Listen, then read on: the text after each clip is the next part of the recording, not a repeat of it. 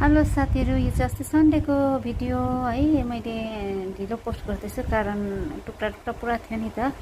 हामी चाहिँ 23 तारिक दिन चाहिँ श्री साई बाबाको जन्मदिन परेकोले गर्दाखेरि हामी साथीहरू मिलेर त्यो मन्दिर गयौँ जसको छुट्टी थियो।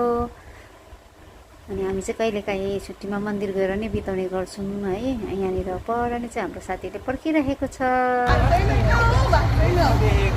ओम साईराम, ओम साईराम। अनि यहाँनिर चाहिँ प्रसादहरू बुक्सहरू राखेको थियो। यो चाहिँ सबभन्दा टपमा हो है, 4टा तलामा थियो नि त।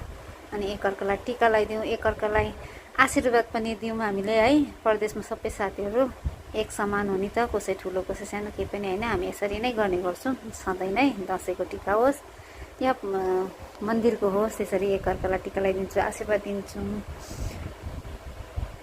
पछाडि कस्तो राम्रो भजन बजाइरहेको थियो, तर मैले यहाँनिर काटेँ भोइस चाहिँ, किनभने चाहिँ कपिराइट लागिहाल्छ र त्यही कारणले। अनि हामीले फुलहरू चढायौँ, फुलहरू चढाएर आरती गर्ने मौका नि पायौँ, फुल चढाउने मौका पायौँ, दर्शन पायौँ। एकदमै मन शान्ति भयो, एकदमै खुसी भयो है।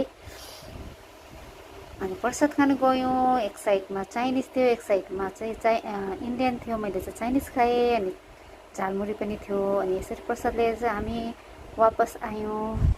धन्यवाद सबैजनालाई हेरिदिनु हुने, भिडियो हेरिदिनु हुने सबैजनालाई। ओम साईराम।